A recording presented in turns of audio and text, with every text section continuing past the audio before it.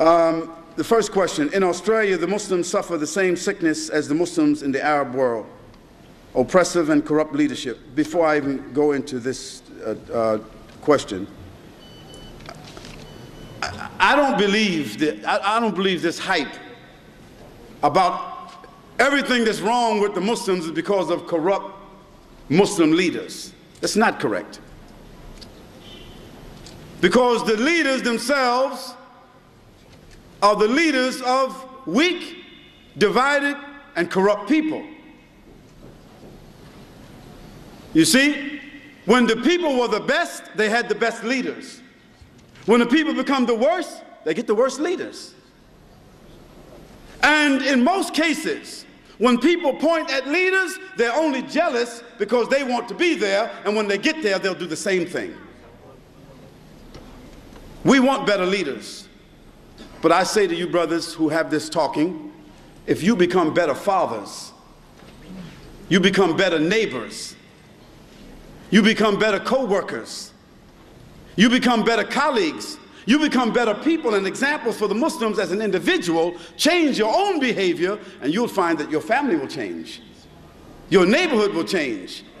Your society will change. Maybe Australia will change, maybe the world will change. But don't jump from you all the way to the Khilafah and the Islamic State. Because the house is not built that way. We don't suspend the chandelier in the sky and then after that build the foundation. So the issue of Islamic State, issue of the rulership, this is an issue. But we don't talk about that issue before we discuss the issue of behavior.